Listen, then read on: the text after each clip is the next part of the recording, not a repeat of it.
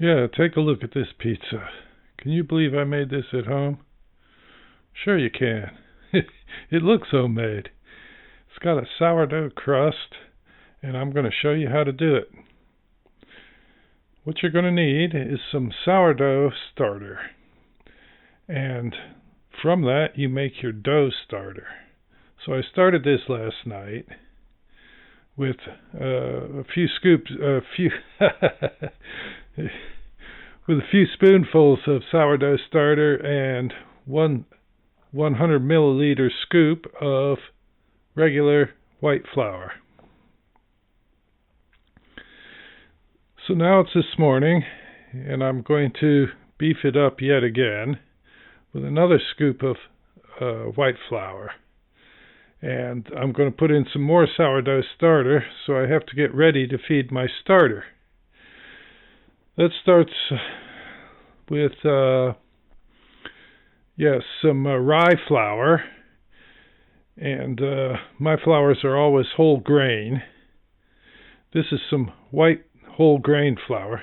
The whole grain has the germ still included, and is a superior flours for doing your starter. I don't need it for my bread or for my pizza crust. And then I put in a little bit of durum just for texture. And now I'm ready to take some more of my starter and put it into my dough starter mix. Should be a little bits of air in it and so forth. You have to feed this every day. And if you ever use any of it, then you have to feed it again. This is about how sticky and the color of your starter. It's also got a smell to it. But you'll know that if you use sourdough starter yourself. Yeah.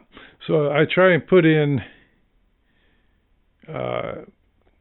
replacement of flour for the starter that I use, and then I'm going to put in about half a scoop of water into this jar of sourdough starter, and a full scoop of water in with my my dough starter, we'll call it. And then this is all going to be mixed up and so forth. I try and not dirty everything in the kitchen, so I try and use the same spoon and so forth, so as to have less cleaning. And wow, does this look ugly?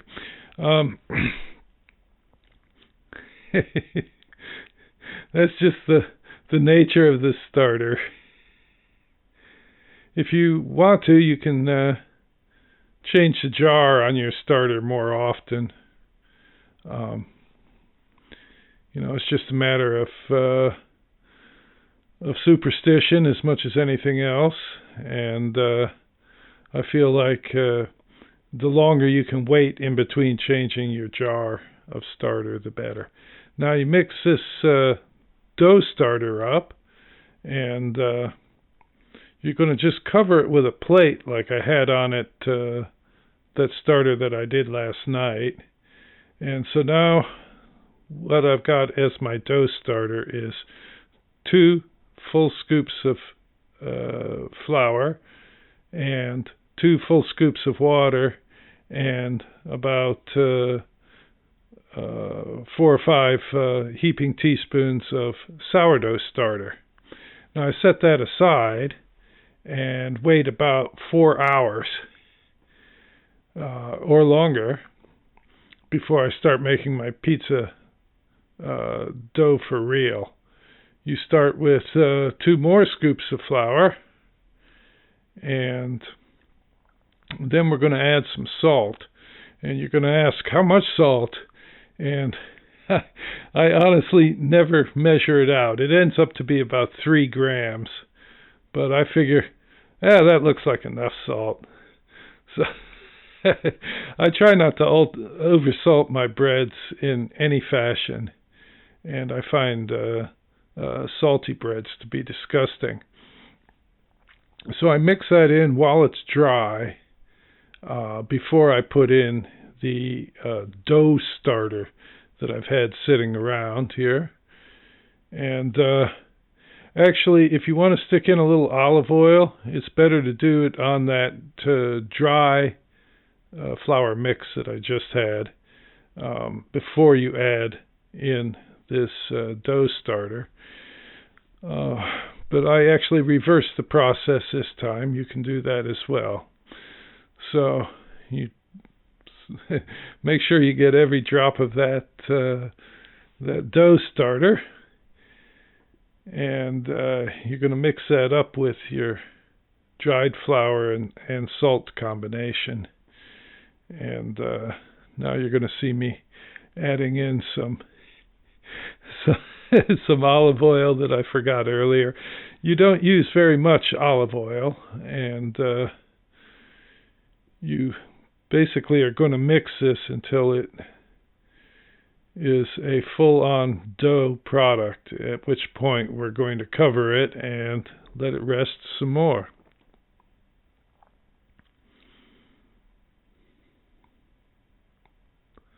Yes, here comes the olive oil now. I should have done it earlier, but here we have it.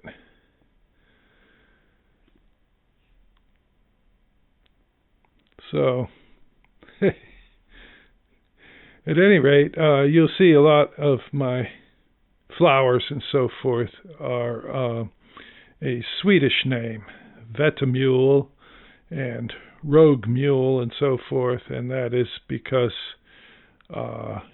even though I'm American, I am living in Sweden. Yeah, look at that sticky good dough. Now, a lot of folks will have you putting it out on the floured surfaces and so forth and so on to knead the dough. And I have rather compact area that I can work in. So I try and keep it all in one bowl, dirtiest few things as possible. Now you get out one of those full-size baking sheets that comes with the oven and put down some baking powder, baking paper. And then I add this very rough-cut white flour that is available here called Graham's Mule. And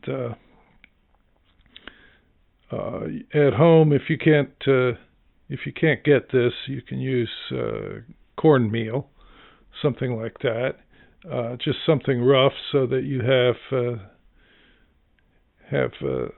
something that your dough won't stick to. Now you can see that the dough has risen from the time that I had previously mixed it. And then I'm simply going to just put this out onto the paper with the Graham's Mule and spread it out with my hands.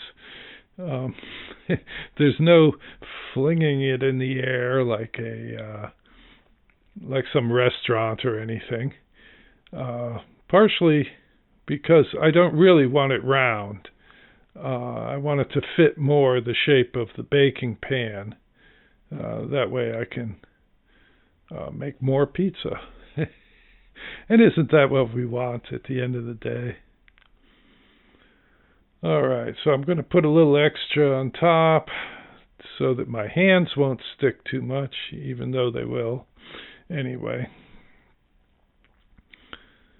And you just work it out towards the edges. Put on a little extra Graham's Mule, and out it goes. You try not to get holes in it. You try not to pull it too far. But if you do, you just sort of push the dough around it till the hole fills up and just keep going. You don't have to try to make an outer crust either. A lot of people will try and build up the outer edges to make a big crust, and I just sort of push it to the edges. If there's a little extra on the outside, I don't care much one way or the other. This is your own homemade pizza, so you can do it how you want it. Yeah, there's one of those holes I was talking about. But you see, it doesn't have to be perfect in any way. As a matter of fact, imperfection is, in my opinion, at the heart of a delicious pizza. So when I'm done with all this, I'm going to set it aside and let it rest for another half hour or so. If your kitchen is cold, you can heat your oven for about 3 minutes, and it should be as warm as a warm summer's day, and then you can let it rest in that. Throw a towel over it. Now, for cheese, I only use high quality aged cheese. None of that packaged mozzarella, because it's made with oil. The mozzarella that comes already grated. So I use an aged cheese that I have around. We snack on aged cheese here, and so I'm just going to grate that. I use the end of it. That when we get to the end of a cheese is when I say, "Oh, it's time to make a pizza." So, all right, I'm going to put the cheese aside. How much cheese, you're going to ask? And I say, I don't know, about this much. Because it depends how much cheese you want on your pizza. You're going to have to make a few of these pizzas before you get the hang of it and decide how much of certain ingredients are right for you. As far as sauce, I use the crushed tomato. We get it in a box here, but you might get it in a can. And I take the crushed tomato and put it in a sieve ahead of time so that the fluid all leaks mostly out. And you have a drier crushed tomato sauce. Now, I put meat on my pizza. You don't have to, of course. Here's some pieces of leftover ham, and how much meat do you use? Just whatever you think is right. I couldn't fit all the sauce in. That's why I'm emptying it finally now after it's lost some of the water. But yeah, it's not anything you need to cook. A lot of people, I've made my special sauce and stuff. I am very, very quick and easy about it. I just used crushed tomato and then basically 2 spices only. Olive oil, of course, before I start, and then after I put on the sauce, the only spices I'm going to add are black pepper and dried basil. So there you can see that I've got a lot of the water out of this sauce, and you just spread it kind of evenly. If you are going to buy a pizza, like at a carry-out or Domino's or something, they put sugar in the sauce, and you really do not need sugar in your sauce. Tomatoes that have been cooked are sweet already. So just spread some crushed tomato. That's all you need.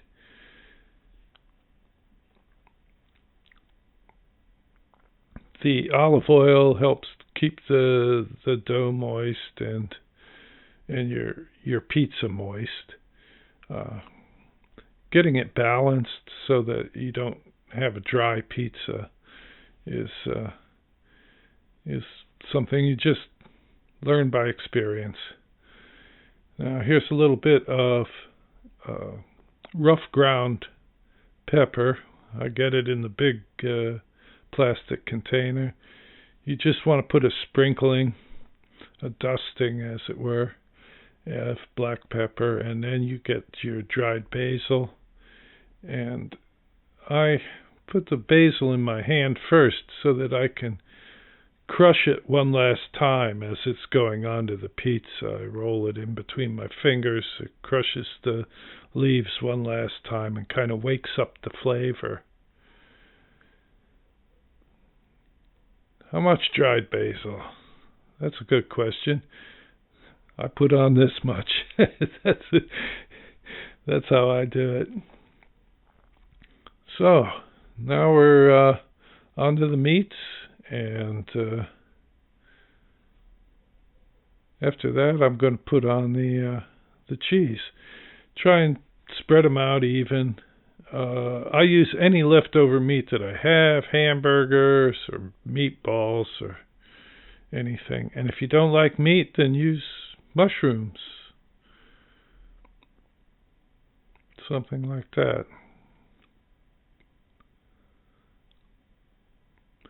This particular pizza is going to have quite a bit of cheese on it. I do like cheese. Now, if you use the packaged, already cut mozzarella, then it's going to be oily on top. This will not be oily. I put it, the pizza, I transfer the paper with the pizza on it to an oven rack before I put it into the preheated oven. The oven rack allows more heat to reach the dough, and it cooks it properly. So now I'm going to put it in. I've put it in on a shelf close to the bottom, and I've done it for 13 minutes. And this is how it comes out. And believe me, this does taste good. Well, I want to thank you for listening to my pizza recipe with sourdough crust, and I wish you luck.